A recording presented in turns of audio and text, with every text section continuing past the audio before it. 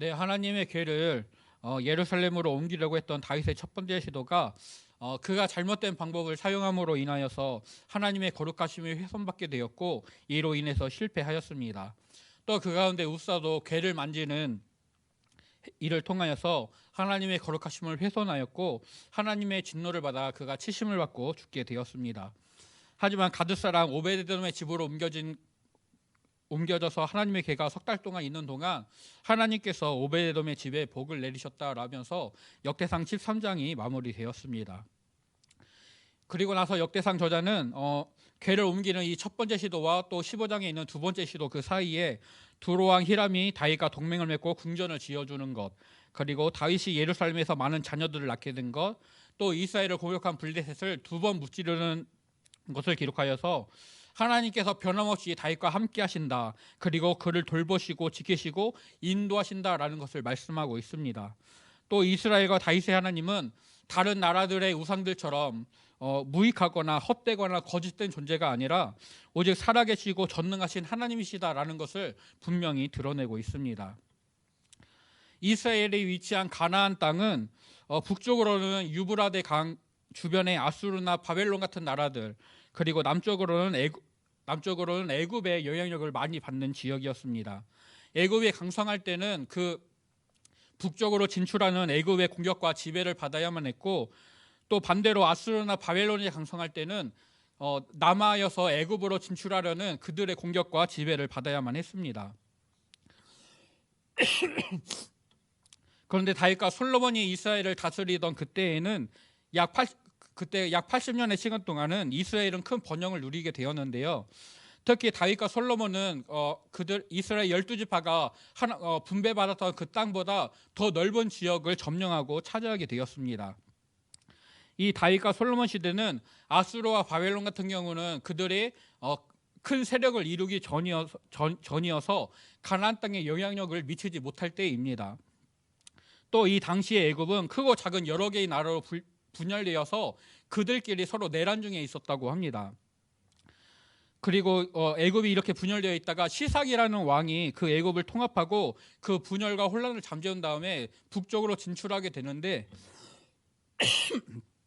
열왕기상 14장에 기록된 솔로몬의 아들 르호왕을 공격하여서 솔로몬이 만들었던 성전의 기물들과 또 솔로몬이 만들었던 금왕패 600개를 이제 빼앗아 오게 되는 그 왕이 바로 이 시삭 왕입니다. 이렇게 그러니까 다윗과 솔로몬 시대에는 남쪽으로도 북쪽으로도 가나안 땅을 침공하거나 지배하려는 큰 세력들이 없었던 시기입니다. 그래서 다윗과 솔로몬은 그 영토를 크게 확장하면서 그 나라의 번영을 가져오게 되었습니다. 하지만 성경은 이것이 단순한 역사적인 흐름이 아니라 분명한 하나님의 인도하심, 그리고 하나님의 은혜다라는 것을 우리에게 말씀해주고 있습니다. 우리가 이제 바사왕 고레스의 이야기를 잘 알고 있습니다. 역사적으로는 바벨론을 멸망시킨 바사왕 고레스가 각 민족의 신앙을 인정하면서 그들의 고향 땅으로 돌려보내는 민족 통합 정책을 펼치고 그들의 충성심을 이끌어내는 그런 정책들을 펼쳤습니다. 하지만 성경은 고레스 왕이 등장하기 이전에도 이사야 선지자를 통하여서 하나님이 고레스 왕을 세울 것이고 그를 통해 이스라엘을 그 땅 가나안 땅으로 돌려보낼 것을 이미 말씀해 주셨습니다. 즉 하나님께서 그 역사를 주관하시고 인도하신다는 것을 드러내고 있습니다. 다윗이 이스라엘 주변 나라를 점령하면서 그 영토를 확장하고 또 그 명성을 얻게 되는 것이 역사적으로는 가나안 땅을 침공하거나 지배하려는 막강한 세력이 없었다라는 역사적인 사실이 있지만, 하지만 성경은 각 나라의 언어와 족속과 그 영역을 결정하시는 분이 하나님이시고 하나님께서 다윗과 함께 하셔서 그를 강성하게 하셨다라면서 다윗의 영토를 확장하고 그 나라의 번영을 가져오는 것을 하나님의 은혜다라고 우리에게 분명히 가르쳐주고 있습니다. 전능하신 하나님께서는 역사를 주관하시면서 자기의 백성들을, 하나님의 백성들을 풍요와 번영의 길로 인도해 주십니다. 이런 역사적인 흐름은 알 수 없었겠지만 이스라엘 주변의 나라들은 이스라엘이 강력해지고 있다는 것을 알았습니다. 하나님께서 온 이스라엘의 왕이 된 다윗과 함께 하셨고 다윗은 점점 강성해졌습니다. 다윗과 이스라엘이 점점 강성해지는 것을 보는 두로암 히랑은 다윗에게 사신을 보내서 동맹을 맺고 또 백향목과 석수와 목수들을 보내서 다윗의 궁전을 건축해 주게 됩니다. 히랑 입장에서는 강력해지고 있는 나라와 동맹을 맺고 그래서 좋은 관계를 맺고 또 자기 나라의 특산품인 백향목이나 그런 목수들, 석수들을 보내서 다윗과 좋은 관계를 맺어주고 또 자기 나라의 특산품을 수출하는 그런 자기 나라의 부와 이득을 가지려는 그런 시도였겠지만 다윗은 이 일을 통하여서 하나님께서 나를 높여주시는구나, 나를 이스라엘의 온전한 왕으로 세우셨구나라는 것을 깨닫는 하나님의 사인이 되었습니다. 2절 후반절을 보게 되면 그의 백성 이스라엘을 위하여 그의 나라가 높이 들림을 받았음을 알미었더라라고 말씀하고 있습니다. 다윗은 하나님께서 자기 백성 이스라엘을 위하여서 다윗과 다윗의 나라를 높여주셨다라는 것을 알았습니다. 다윗이 명성을 얻고 위대해질수록 그가 더욱더 강성해질수록 이스라엘이 높아지고 강성해지는 것이며 하나님의 이스라엘의 주가 되시는 하나님께서 그 이름이 높아지신다라는 것을 깨닫게 된 것입니다. 또 다윗은 예루살렘에서 더 많은 아내들을 맞이하고 그들로부터 자녀들을 낳게 됩니다. 다윗의 뒤를 이어서 이스라엘의 왕이 되는 솔로몬이 본문에서 등장하고 있습니다. 역대기는 사무엘하가 기록하는 밧세바와 간음을 벌인 일, 그리고 우리아를 죽인 일, 또 암논의 사건과 압살롬의 반역을 기록하고 있지 않습니다. 즉 다윗이 헤브론에서 그리고 예루살렘에서 많은 아내들을 얻고 자녀들을 낳은 것이 다윗 집안에서는 권력의 다툼과 그리고 분열의 그런 조짐들이 되었지만 역대상에서는 다윗이 자녀를 많이 낳음으로 그 왕가가 튼튼해지고 다윗의 가문이 번영해졌다라는 것만을 기록하고 있습니다. 즉 하나님께서는 다윗의 가족을 늘려주심으로 다윗에게 복을 주시고 있는 것입니다.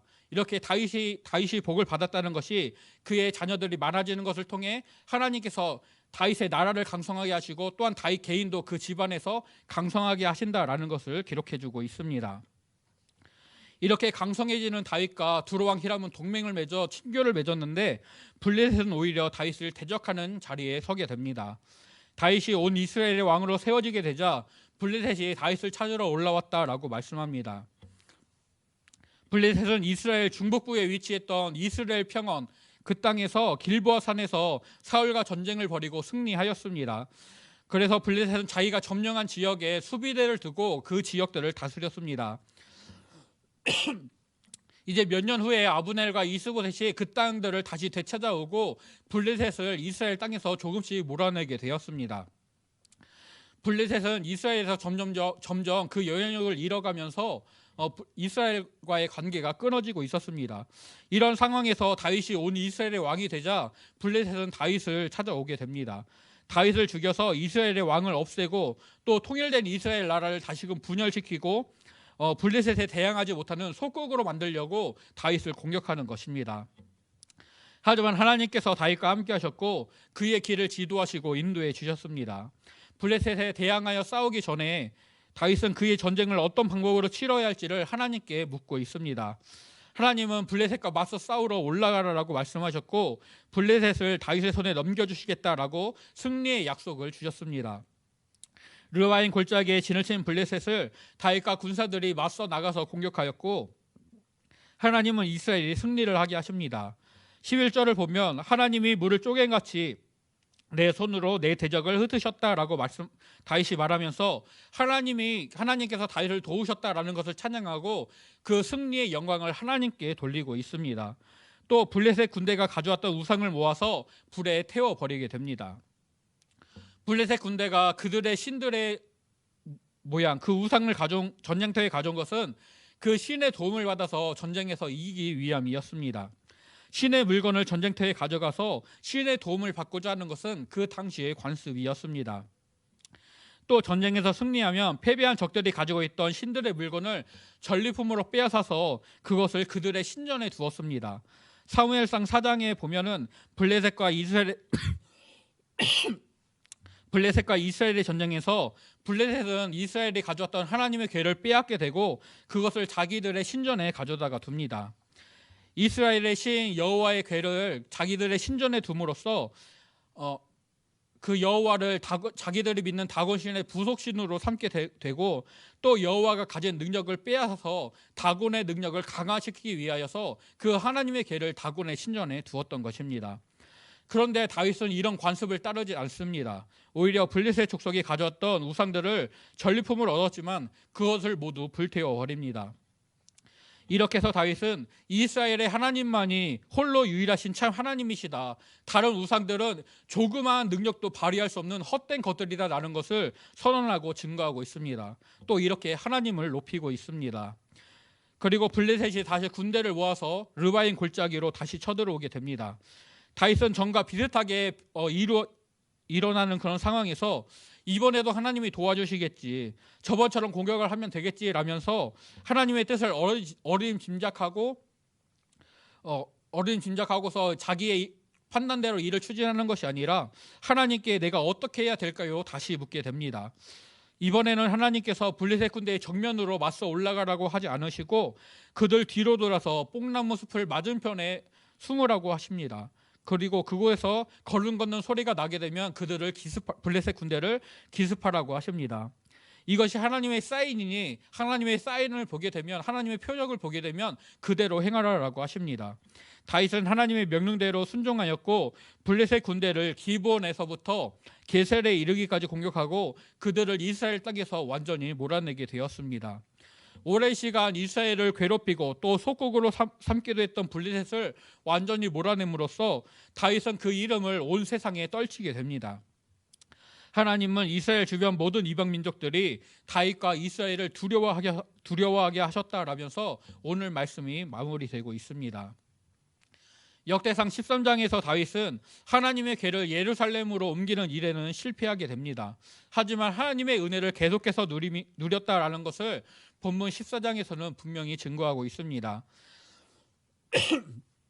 다윗이 하나님께 사울처럼 완전히 버림받지 않았다라는 것이 두로암 히람과의 동맹을 통하여서, 또 히람이 다윗의 궁전을 지어주는 것을 통하여서, 또 블레셋 군대를 2번 무찌르는 것을 통해서 완벽하게 드러나고 있습니다. 하나님은 다윗의 이름을 높여주시고 그를 번성하게 해주십니다. 다윗의 길을 지도하시고 인도하십니다. 사울이 하나님께 묻지 않고 그 뜻을 어루짐작하면서 자기 마음대로 행동했을 때는 그것이 하나님께 범죄하는 것이 되었고 그로 인해 사울은 죽게 되었지만, 하나님의 뜻을 묻고 그대로 행하는 다윗은 변함없는 하나님의 은혜를 온전히 누리게 됩니다. 하나님 앞에 이렇게 온전하게 행하는 다윗을 하나님은 버리지 않으시고 또 그 은혜를 거두지 않으시고 그 이름이 온 땅에 퍼지고 이방 민족들이 다윗을 두려워하게 만들어 주십니다. 본문에서 하나님은 두로왕 히람을 통하여서 다윗을 높여주셨습니다. 또 많은 자녀들을 주셔서 그의 가문이 번성하게 하셨습니다. 블레셋 군대를 무찌르게 하시고 다윗의 이름을 높여주십니다. 하나님이 함께 하심으로 점점 강성해지는 다윗과 그 가문과 이스라엘 나라의 모습이 본문에서 증거되고 있습니다. 다윗은 하나님께서 자신을 이스라엘의 왕으로 세우시고 높여주신다라는 것을 알았습니다. 그래서 그는 더욱더 하나님을 찾고 의지하는 모습을 보여줍니다. 다윗과 그의 군사들은 오랜 시간 전쟁 용병으로 활약했기에 그 싸움, 블레셋이 쳐들어왔을 때 그 싸움을 누구보다 잘 싸울 수 있었을 것입니다. 또 블레셋의 아기스 왕 밑에 있으면서 블레셋 사람들을 겪었기 때문에 그들의 군대의 편제는 어떠한지, 어떤 부분을 공격하면 그들이 약할지 그런 것들을 이미 잘 알고 있었을 것입니다. 그런데도 다윗은 자신의 경험이나 지혜를 의지하지 않고 그것을 앞세우지 않고 하나님의 뜻을 물으면서 그 전쟁을 준비하고 그 전쟁을 수행해 나갑니다. 예루살렘 근처 르바임 골짜기까지 서러운 블레셋 군사들을 마주하고 다윗은 자신의 군사적인 책략들을 내세우는 것이 아니라 하나님의 뜻을 먼저 묻고 있습니다. 그리고 하나님이 말씀하시는 대로 순종합니다. 블레셋이 두 번째 쳐들어왔을 때도 하나님의 뜻을 어루짐작하면서 저번에도 도와주셨으니까 이번에도 이렇게 하면 되겠지라고 하는 것이 아니라 하나님 이번에는 어떻게 해야 될까요? 라면서 다시금 겸손하게 하나님께 그 뜻을 묻고 있습니다. 하나님의 약속의 말씀을 신뢰하면서 믿고 따라갑니다. 하나님을 찾고 그 뜻을 물으며 순종하는 다윗을 통해 이스라엘 백성들 또한 승리를 경험하게 되고 하나님의 은혜를 누리게 됩니다. 다윗을 통하여서 이스라엘을 높여주시는 그 하나님의 은혜를 온전히 경험하게 되는 것입니다. 다윗은 블레셋과의 전쟁을 통하여서 주변 나라들의 신과는 다른 온전히 살아계시고 인도해 주시는 전능하신 하나님을 만나고 그 은혜를 누리게 됩니다. 13장에서는 하나님의 궤를 옮기는 일에 다른 나라들처럼 수레를 이용했던 그런 다윗이 하나님은 다르시다, 하나님은 분명히 다른 신들과 다르다라는 것을 알게 되고 이제는 다른 이방 민족들과는 다르게 하나님께 나아갑니다. 적군의 우상들을 전리품으로 얻었지만 그것을 하나님의 힘을 강화시키는 그런 주술적인 부분에 사용하는 것이 아니라 그것들을 취하지 않고 불태워 버립니다. 또 15장에서 기록하는 두 번째 궤를 옮길 때에 이방 나라들이 하는 방법을 따라가는 것이 아니라 하나님의 말씀대로 레위인이 궤를 메고 옮기도록 그 계획들을 준비합니다. 하나님이 세우신 왕으로서, 그리고 하나님 나라와 하나님 백성의 왕으로서 다윗은 하나님을 찾고 또 하나님의 뜻을 묻고 또 하나님의 말씀에 온전히 순종하는 믿음의 본을 보여주고 있습니다. 그리고 하나님께서는 이렇게 온전하게 행하는, 온전히 순종하는 다윗에게 변함없이 은혜를 베푸시고 그와 함께 하시면서 그의 이름을 온 사방에 떨치게 그의 이름을 높여주십니다. 이 말씀을 첫 번째로 받아서 듣고 읽게 되는 포로에서 돌아온 유대인들은 다른 나라의 신들과는 분명히 다른 하나님을, 그리고 살아계시고 전능하신 하나님을 발견하게 됩니다. 하나님을 찾고 그 뜻을 물으면서 순종하는 자를 높여주시고 변함없이 은혜 베푸시는 하나님을 발견하게 됩니다. 그들에게 요구되는 것은 다윗처럼 하나님을 찾고 그 뜻을 물으면서 하나님 말씀에 온전히 순종하는 것입니다. 다윗이 하나님의 궤를 두기로 정한 예루살렘에서 하나님을 온전히 예비하는 것입니다. 그들이 다윗과 같은 믿음으로 살아가게 될 때 유대인들은 변함없는 하나님의 은혜를 풍성하게 누리면서 하나님이 그들에게 주신 땅에서 온전하게 살아가게 될 것입니다. 우리 또한 이 말씀을 통해 함께 하시는 하나님의 은혜를 구하면서 하나님 말씀에 온전히 순종하는 믿음으로 세워지기를 간절히 소원하고 축복합니다. 또 다윗이 하나님의 뜻에 순종함으로써 복을 누리게 되고 하나님의 높여주심을 받은 것처럼 우리 또한 하나님이 주시는, 하나님이 예비하시는 그 복들을 누리게 되기를 간절히 소원합니다. 하지만 다윗의 순종이 조건이 되어서 다윗이 순종하니까 하나님이 복 주셨다가 아니라 하나님이 먼저 다윗과 함께 하시며 그를 강성하게 하셨고 하나님의 은혜를 깨달은 다윗이 믿음으로 하나님께 순종하게 될 때 더욱 풍성한 은혜를 누리게 되었다라는 것을 분명히 기억하고 오늘 나의 어떠함을 자랑하는 것이 아니라 오직 주님의 은혜만을 구하면서 하나님 앞에 순전함으로 나아갈 수 있기를 간절히 소원하고 축복합니다. 그 무엇과도 비할 수 없는 크고 살아계신 하나님께서 우리와 함께 하시고 우리의 길을 인도해 주십니다. 오직 우리의 믿음의 삶을 통하여서 하나님을 찬양하고 또 하나님을 높이고 하나님 말씀에 온전히 순종하는 저와 성도님들 되시기를 간절히 소원하고 축복합니다.